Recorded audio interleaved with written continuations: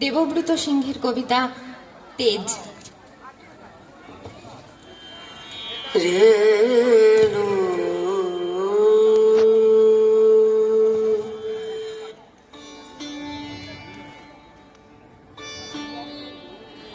আমি জামবনির কৈরি পাড়ার শিব কৈরির বেটি সাঁঝলি বঠি।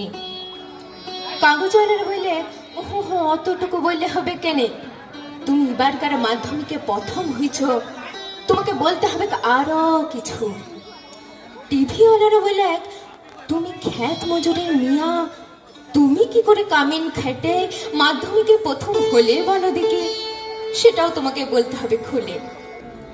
পঞ্চায়েতের রানী বৌদি, প্রধান, উপপ্রধান, এমএলএ, এমপি সবাই একবারে হামলিয়া পড়লো আমাদের মাটির কইরা ঘরে। জামবনি স্কুলের হেডমাস্টার কোন বিহান বেলায় টিনের আগর খুইলে হাইকে ডাইকে ঘুম ভাঙায়। খবরটা যখন প্রথম শোনালে তখন মাকে জড়ায়ে শুয়েছিলাম আমি। কইরা ঘরের ঘুটঘুট আঁধারে হেডমাস্টারকে দেখে মায়ের পাড়া আমিও চোখ কচলে হা হয়ে ভাইলেছিলাম।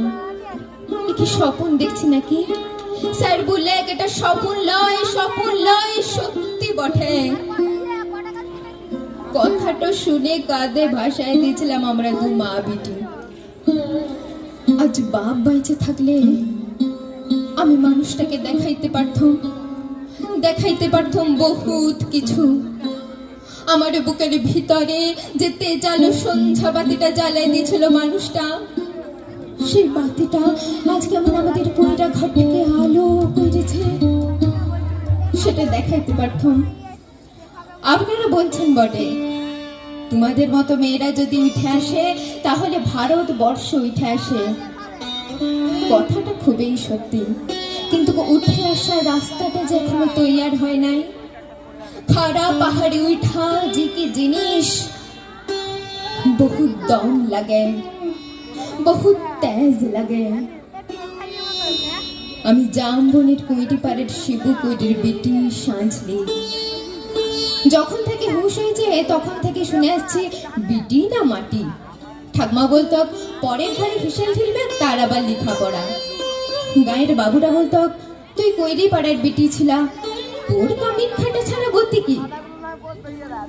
বাপ বলত দেখ সাঁঝলি, মন খারাপ করলি তো হাইরে গেলি। শুন, যে যা বলছে বলুক, এসব কথা এক কানে সিভালে আরেক কানে বার করে দিবি। তখন বাবু পাড়ার কুচির ঢেউগারার ঘরে কামিন খাইত মা। ক্ষয় রোগের তারসে মায়ের গতরটা ভাঙে নাই অতটা। মাঝে মধ্যে জ্বরটা আসতে বটে, জ্বর আইলে মা চুপচাপ বেগনাতে তালাই পাতে শুয়ে থাকতো। মনে আছে সেই ছিল এক জার কালের সকাল। রোদ উঠেছিল ঝলমলানি, ঝিঙা ফুলা রদ। আমি সে রোদে পিঠ দিয়ে গা দুলায় পড়ছিলাম ইতিহাস, ক্লাস 7-এর সামন্ত রাজাদের ইতিহাস। দেঘরে গিয়ে লোক পাঠিয়েছিল বারকতক। মায়ের জ্বর সে তারা শুনতে নাই চায়। আমাদের দিদি বুড়ি তখনও বাঁচে। কুলতলায় বসে ছেঁড়া কম্বল মুড়ি দিয়ে বিড়ি ফুঁকছিল বুড়ি। শেষ তো বুড়ি সেদিন পড়া থেকে উঠায় মায়ের কাজটুকুন করতে পাঠিয়েছিল বাবু ঘরে। পুরানো ফটকেরা উঠান, অত বড় দরদালান, অত বড় বারান্দা সব ঝাট ফাট দিয়ে সাপ সুতরে কইরে আসছিলুম চৈরে। দেঘরে গেলি নাই ছাড়লে এক গাদা এটা কাঠা জুটা বাসন আমার সামনে এনে ধরে দিলে। বললো মা আমি তোমাদের জুটা বাসন ধুতে লাগবো। বাবুকে নিয়ে সে কি রাগ! কি বললি তুই? যত বড় মূল হয় তত বড় কথা।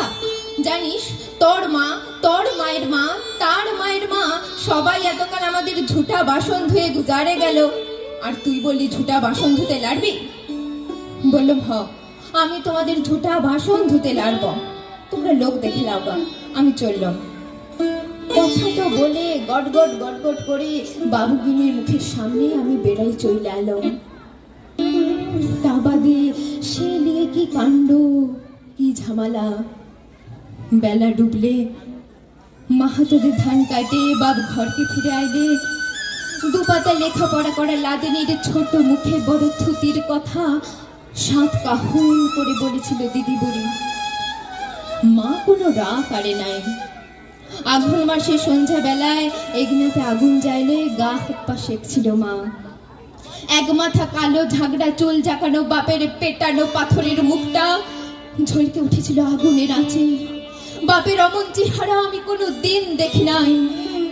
বাপ সেদিন মার দিদি বড়ির সম্মুখে আমাকে কাছকে ডাইকে মাথায় হাত বুলায় গম গমা গলায় বলেছিল, যা কইরেছিস বেশ কইরেছিস। শোন, তোর মা, তোর মায়ের মা, তার মায়ের মা সবাই করেছে কামিনগিরি, বাবু ঘরে কতর খাটাই খাইছে, তাতে হইছেটা কি? তাতে হইছেটা কি? এই কথাটা মনে রাখবি সাজলি, তুই কিন্তু কামিন হওয়ার লাগে জন্মাস নাই। যত বড় লাট সাহেবই হোক কেনে, কারু কাছে মাথা নুয়ায় নিজের তেজ বিকাবি নাই।